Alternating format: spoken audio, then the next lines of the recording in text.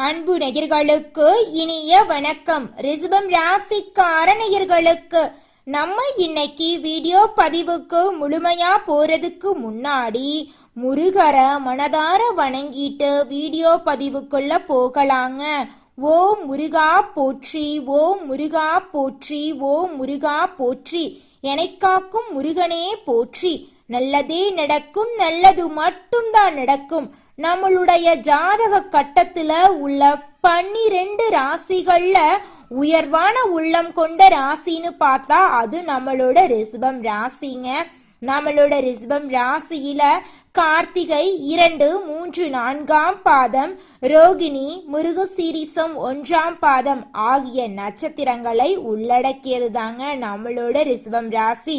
நம்மளோட ரிஷபம் ராசிக்காரங்களுக்கு அதிபதி சுக்கிர பகவானுங்க.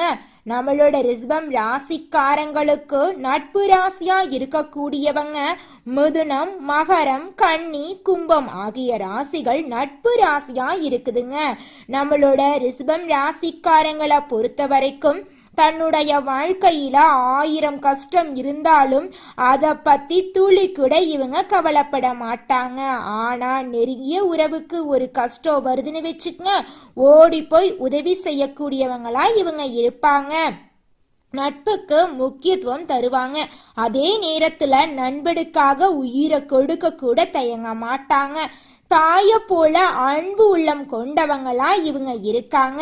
இந்த உலகத்துல இருக்கக்கூடிய எல்லாருமே நல்லா இருக்கணும் அப்படிங்கிற பொது நலத்தோட இவங்க வாழ்ந்துகிட்டு இருக்காங்க. இவ்வளவு அருமையான நற்குணங்களை கொண்ட ரிஷபம் ராசிக்காரங்களுடைய வாழ்க்கையில இந்த நிமிஷம் வரைக்கும், இந்த நொடி வரைக்கும் பலவிதமான பிரச்சனைகளும் கவலைகளும் கண்ணீரும் நிறைந்திருந்துச்சு. ஆனா இனி வரக்கூடிய காலங்கள்ல முருகனுடைய அருளால உங்க வாழ்க்கையில இருக்கக்கூடிய அனைத்து பிரச்சனைகளும் காணல் நீரா மறைய போகுதுங்க. வேலை பளு குறைய போகுது, தொழில்ல இருந்த போட்டிகள் எல்லாம் குறைய போகுது, உங்க கையில பணப்புழக்கம் அதிகரிக்க போகுது, வருமானம் நிலையாகி சேமிப்பு அதிகரிக்க போகுது, குடும்பத்தினர் இடையே இருந்த சிறு சிறு சண்டை சச்சரவுகள் எல்லாம் தீர்ந்து சமரசமா சந்தோஷமா வாழ போறீங்க. புதிய விஷயங்களை எளிதில் கற்றுக்கொள்ளும் திறன் அதிகரிக்க போகுது. எதை செய்தாலும் தைரியமாக செயல்படும் மனவளம் வரப்போகுதுங்க. உடல் சோர்வு குறைந்து ஆரோக்கியம் வளரப்போகுது. நோய்கள் விலக போகுது. திருமணத்தில் தடை இருந்தால் தடைகள் நீங்க போகுது. நல்ல வாழ்க்கை துணை உங்களுக்கு கிடைக்க போறாங்க. குழந்தை பாக்கியம் உங்களுக்கு கிடைக்க போகுது. உங்க வாழ்க்கையே இனி வரக்கூடிய காலங்கள்ல அருமையா இருக்க போகுதுங்க. நம்முடைய ரிஷபம் ராசிக்காரங்க கடந்த சில வருடங்களாக வாழ்க்கையில் சரியான விஷயங்கள் நடக்காதது போலவும், கடைசி நேரத்தில் எல்லாம் கைவிட்டு போவது போலவும் உணர்றாங்க.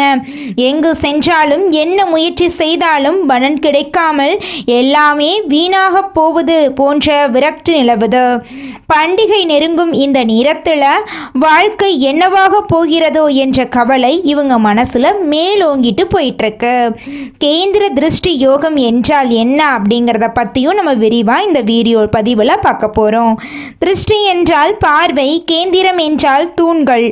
வாழ்க்கையின் அடிப்படையான 4 திசைகள் வலுவாக இருக்க போகின்றன. ஜோதிட ரீதியாக வாழ்க்கையை 12 பாவங்களாக பிரிக்கிறோங்க. அதில் முதல் பாவம் உடல் மனநிலை, 4ஆம் பாவம் இல்லம் குடும்பம் அமைதி, 7ஆம் பாவம் உறவு திருமணம், 10ஆம் பாவம் தொழில் மரியாதை பதவி ஆகிய பாவங்களில் சூரியனின் ஒளியும் குருவின் பார்வையும் ஒரே நேரத்தில் விழுவதால் இந்த யோகம் உருவாகுது. இது 200 ஆண்டுகளுக்கு ஒரு முறை நிகழும் ஒரு அரிதான அமைப்புங்க. இந்த யோகம் ரிஷபம் ராசிக்கு என்ன அர்த்தம் என்பதை நாம் விரிவாக பார்க்கலாங்க. ரிஷபம் ராசி சுக்கிரனால் ஆளப்படுகிறது. சுக்கிரன் அழகு, நிதானம், பொருள் வளம், மன அமைதி ஆகியவற்றின் காரகன். சூரியன் அதிகாரம், குரு அறிவு, சுக்கிரன் செல்வம்.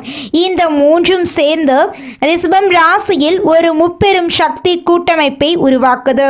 இதனால வாழ்க்கையில் இருந்த தடைகள் விலகும், முயற்சிக்கு பலன் கிடைக்கும், ஆசைகள் நிறைவேறும். ரிஷபம் ராசிக்காரர்களுக்கு கிடைக்க உள்ள 7 அதிர்ஷ்ட பலன்களை பற்றி நம்ம பார்க்கலாங்க.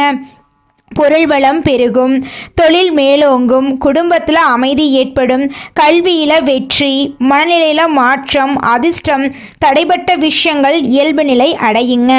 வாழ்க்கை துறைகள் வாரியாக ரிஷபம் ராசிக்காரர்களுக்கு கிடைக்கக்கூடிய பலன்களை பற்றியும் பார்க்கலாங்க. ரிஷபம் ராசி ஆண்களுக்கு பதவி உயர்வு, குடும்ப மரியாதை, தொழிலில் வளர்ச்சி, தன்னம்பிக்கை உயரும்.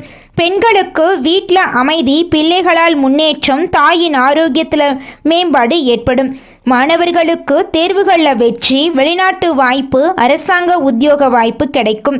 வணிகம் மற்றும் தொழில் செய்பவர்களுக்கு முதலீடுகள் பெருகும், வாடிக்கையாளர்கள் அதிகரிப்பாங்க.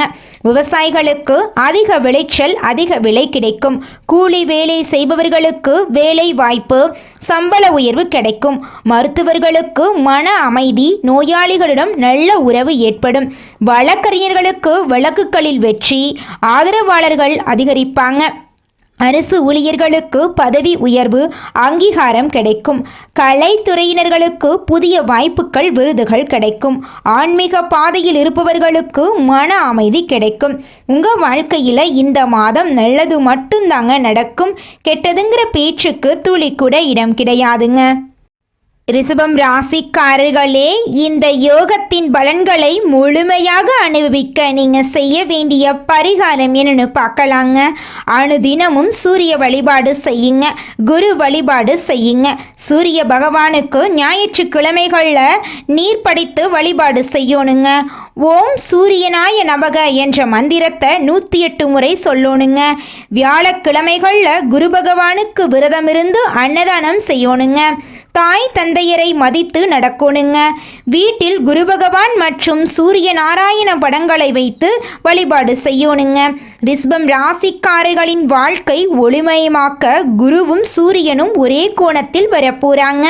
விவசாயிகள், தொழிலாளர்கள், மருத்துவர்கள், வழக்கறிஞர்கள், அரசு ஊழியர்கள், தொழில் அதிபர்கள், மாணவர்கள், கலைஞர்கள், ஆன்மீகவாதிகள் என அனைவருக்கும் இந்த யோகம் நன்மையை தரப்போகுது.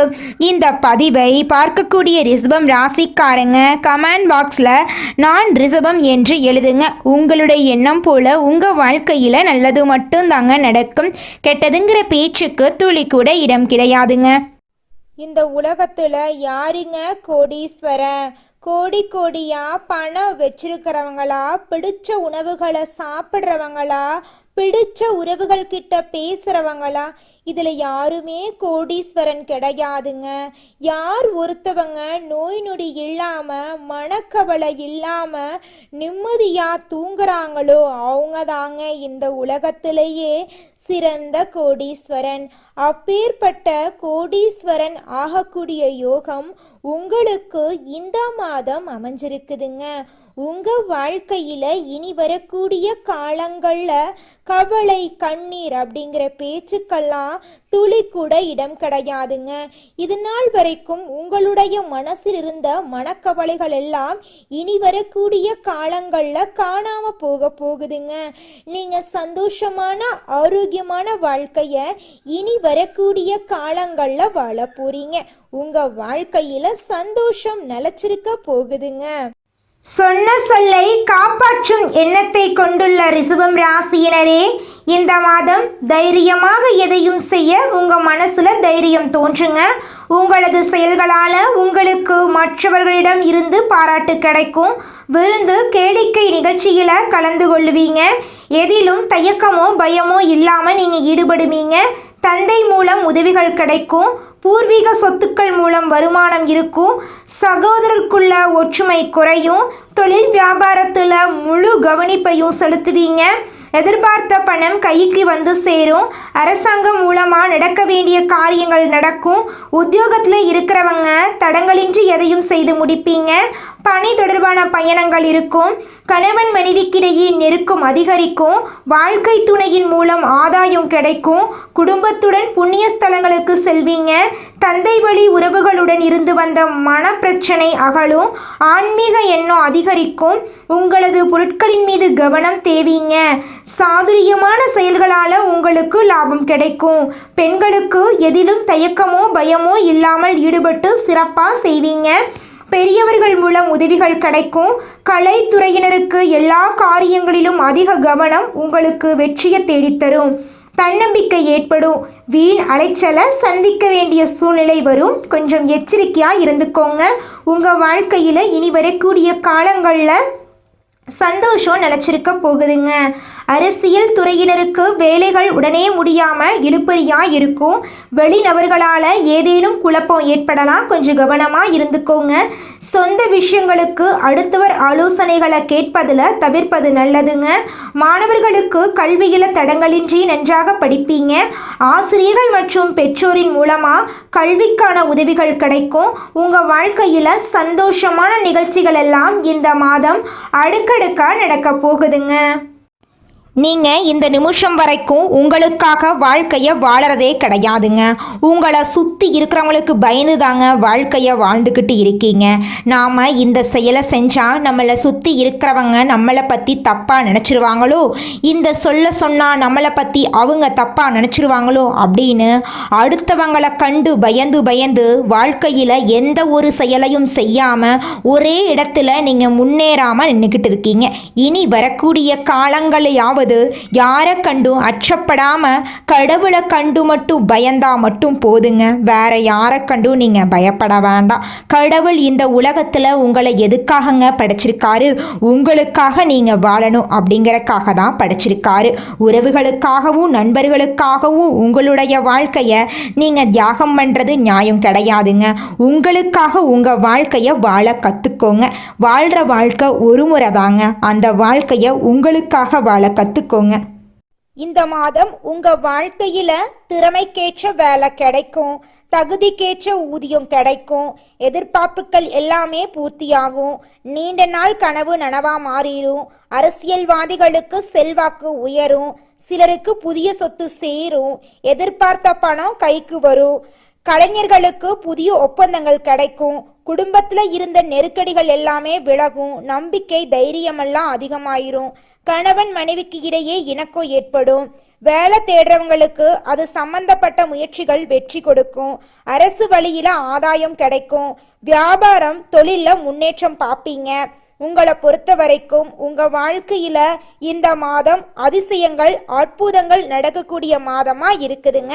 உங்களோட கனவுகள் ஆசைகள் எல்லாமே நிறைவேறும். காலையில எழுந்தவுடன் சூரிய பகவான வழிபாடு செய்யுங்க. உங்க வாழ்க்கையில நல்லது மட்டும்தாங்க நடக்கும். உங்க எண்ணம் போல உங்க வாழ்க்கையும் பிரகாசமா இருக்குங்க. நீங்கள் என்னதான் உங்கள் வாழ்க்கையை தியாகம் செஞ்சாலும் உங்களை சுற்றி இருக்கக்கூடிய உறவுகளோ நண்பர்களோ நீங்கள் கஷ்டப்படக்கூடிய சூழ்நிலையில் வந்து உதவுவாங்க அப்படின்னு பார்த்தீங்கன்னா நிச்சயமாக கிடையாதுங்க. இந்த களி உலகத்தில் எல்லாருமே நம்மளை தேவைக்காக தாங்க பயன்படுத்துகிறாங்க. தேவைக்காக தான் நம்மளை பயன்படுத்துகிறாங்களா அப்படிங்கிறத நீங்கள் தெரியாத வரைக்கும் வாழ்க்கையில் முன்னேறாமல் அதே இடத்துல தாங்க இருக்க முடியும். ஆமாங்க, கூட பிறந்த உடன்பிறப்புகளாக இருக்கட்டும், நம்முடைய உறவினர்களாக இருக்கட்டும், நண்பர்களாக இருக்கட்டும், யாரா வேணாலும் இருக்கட்டும், எல்லாருமே நல்லவங்க அப்படின்னு சொல்ல முடியாது. 100ல் ஒரு 10% பேர் தாங்க இந்த உலகத்தில் நம்ம நல்லா இருக்கணும் அப்படின்னு நினைப்பாங்க. மீதம் இருக்கக்கூடியவங்க எல்லாருமே நம்மளை பற்றி துளி கூட கேர் பண்ணிக்கவே மாட்டாங்க. மனிதனா பிறந்த ஒவ்வொருவருக்கும் ஆசை இருக்கதாங்க செய்யும். அந்த ஆசைகளை அடைய நம்ம நினைச்சா மட்டும் பத்தாதுங்க. முழு மனசோட நம்மளுடைய ஆசைகளை அடைவதற்கான வழியை ஒவ்வொரு நாளும் என்ன பண்ணணும்னு யோசிச்சு அதற்கான திட்டங்களை தீட்டி உழைச்சிக்கிட்டே இருக்கணுங்க. உழைச்சா நிச்சயமா நம்மளுடைய ஆசைகள் எல்லாமே நிறைவேறிடுங்க.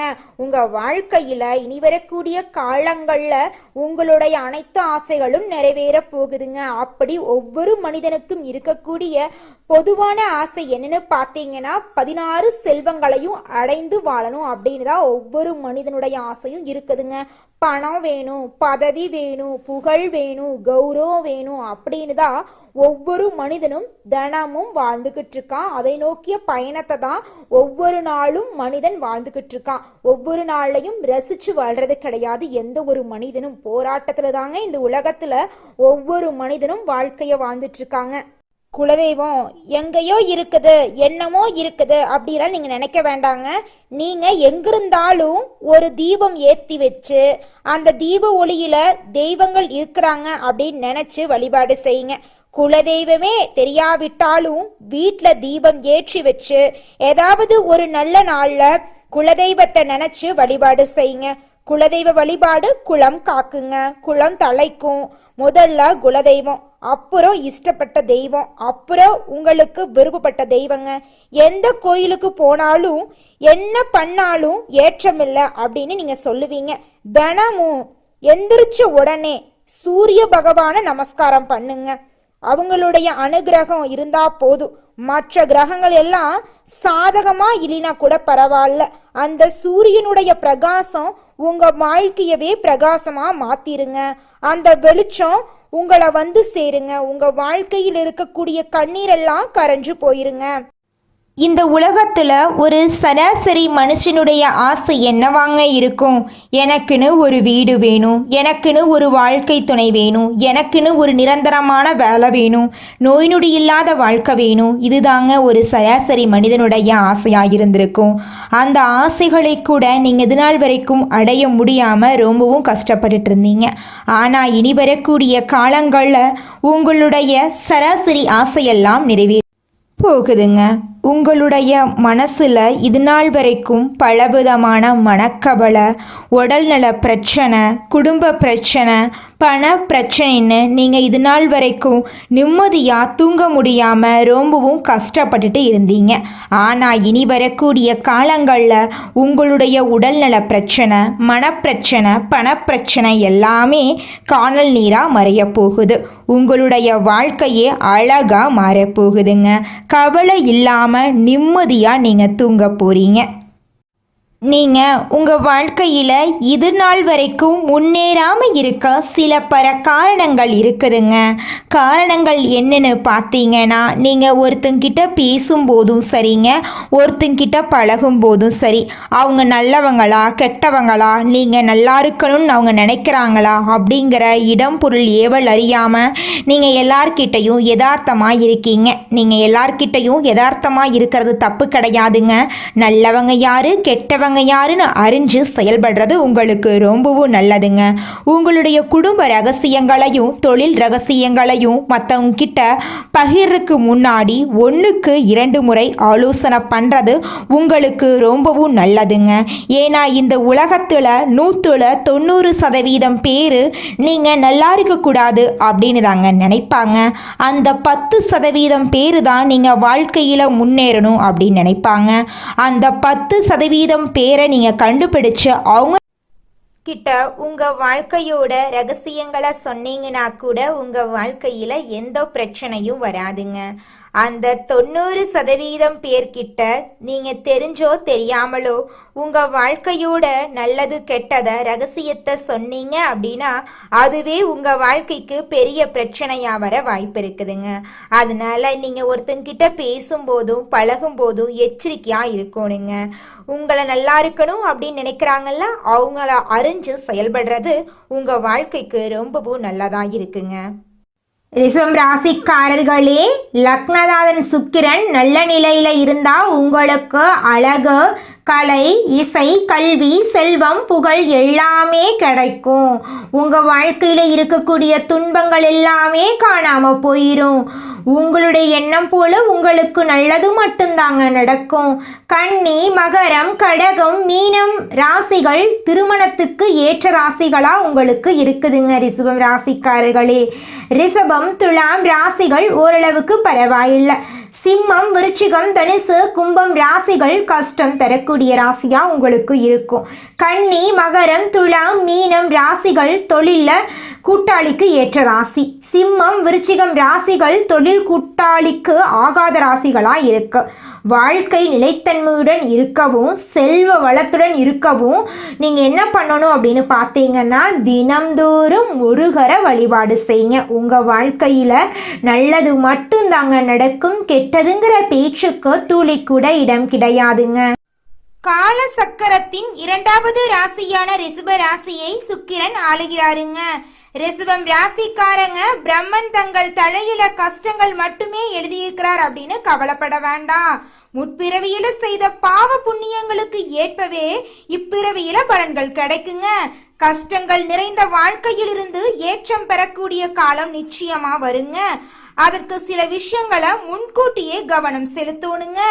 பிரமன் கொடுத்த 120 வருட ஆயுள்ல முதல் 60 வருடங்களுக்குள் வரும் சோதனைகளை விழிப்புணர்வோட இருக்குதா சிறப்பான வாழ்க்கைய அமைத்துக் கொள்ளலாங்க.